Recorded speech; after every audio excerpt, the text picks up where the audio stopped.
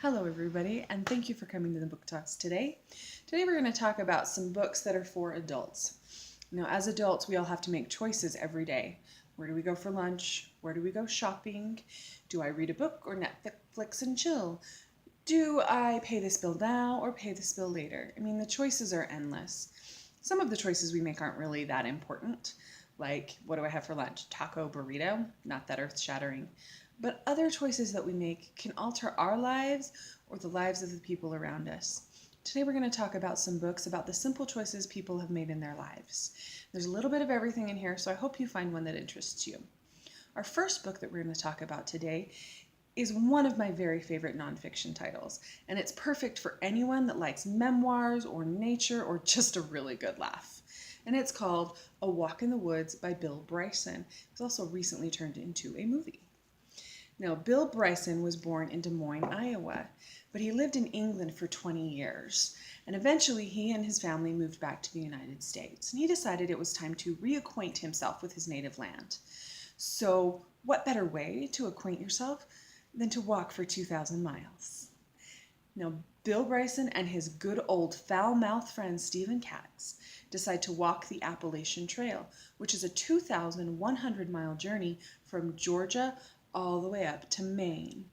Now, this beautiful and scenic and sometimes strange trail is detailed very beautifully in Bryson's book as Bryson and Katz stumble and bumble and make their way all along the coast of the United States.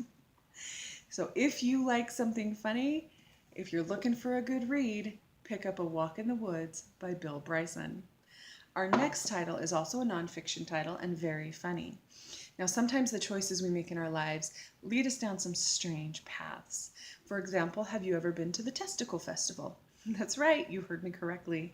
I said Testicle Festival. Have you ever stayed in a prison that is now a hotel? Or have you visited a garbage vortex that's swirling in the middle of the Pacific Ocean that's twice the size of Texas? If you haven't done any of those, I know your next vacation is going to include a visit to the Beijing Tapwater Museum. Or how about the Columbia, California Poison Oak Festival? If none of these places sound very appealing to you, or even if they do, make sure to pick up 101 Places Not to See Before You Die by Catherine Price. Now, although Catherine Price has not visited each of these locations herself, her descriptions will have you laughing out loud at even the most unappealing event or place. Now, one of my favorite discussions from this book is her talk about the Blarney Stone in Ireland. Now, it's rumored that the Blarney Stone, if you kiss it, you'll get the gift of gab. And this is what Catherine Price has to say. The power of the Blarney Stone is actually debatable, but one thing's for sure. The Blarney Stone is a germaphobe's nightmare. Kissed by more than 400,000 people per year, it's covered with trace bits of spit left behind with every pucker. Smooching it might not give you the gift of gab, but you could just take home another souvenir, a saliva-transmitted affliction like herpes. I just want to thank Catherine Price for bringing this up after I had already kissed the Blarney Stone. Luckily, I came out of that ordeal with no afflictions. So if you need help choosing your next vacation destination or just need an interesting read, pick up 101 Places Not to See Before You Die by Catherine Price. Our next book is our first fiction title. In The Alchemist, we meet a young Spanish shepherd named Santiago. He lives a life of simplicity, leading his sheep from place to place, sleeping on hillsides, in old barns, and in abandoned churches. He loves his simple life of travel and seeing how other people live, but one day his life is interrupted. It's actually one night.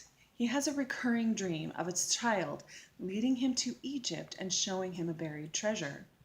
When an old gypsy woman tells him that this dream is real and there is really a treasure awaiting him, he decides to leave Spain and seek his fortune.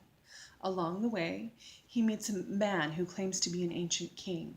He meets the alchemist, who might just guide his steps.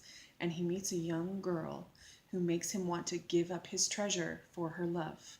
The Alchemist isn't just a story of choice and consequence, but also of life and love and following your true self. This is perfect for anyone who loves great stories that are difficult to put down.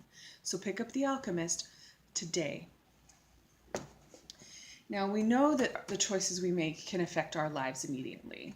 The way we conduct our businesses, the way we treat our families, all of these can have an effect on our lives. But what about the next life? What about the afterlife? Now, in Charles Dickens' classic tale of greed and redemption, it's called A Christmas Carol, we see that Scrooge's life is affected by his choices when he's haunted by his old pal Marley. Scrooge is able to turn his life around and make amends and make his life better. But how did Marley end up haunting his old friend in the first place? How did his choices lead to such a dreary fate? In the book Jacob T. Marley by R. William Bennett, we get a glimpse of Marley's life and death. We learn a little bit about the choices that led to his kind of sad fate. And we might just get a glimpse of the way that your choices in the afterlife can affect your life and the lives of those around you. So, although this tale is based on the classic Christmas tale, it's really one that can be enjoyed at any time. If you love a tale of sin and redemption, if you like classics, or if you just like a good story, then Jacob T. Marley is one that you'll want to pick up. Our final book is probably my favorite book of all time. It's another fiction title. In January 1946, the residents of London are still recovering from the horrible effects of World War II. And Juliet Ashton is no exception. Her home has been destroyed by the terrible bombings that plague the city. And her only family remaining consists of her friend Sydney and his sister Sophie.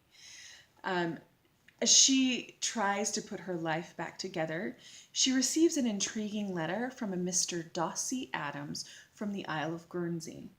Juliet's decision to respond to Dossie's letter actually affects the whole story.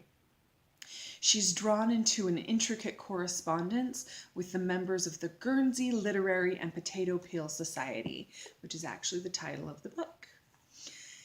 As she learns more about these people on this island of Guernsey and what they experienced during World War II, she's drawn more towards the island and eventually goes there. This is a tale that is told entirely through letters, and as these letters are passed between different characters, we get a chance to see into their everyday lives and how their lives were affected, not just by the war, but by the people that they interacted with during the war. And we get to see how one woman's decisions can affect the lives of everyone on this entire island. Now, I want to thank you so much for coming to the Book Talks today. I hope you found something that you'll really enjoy, and we'll see you next time.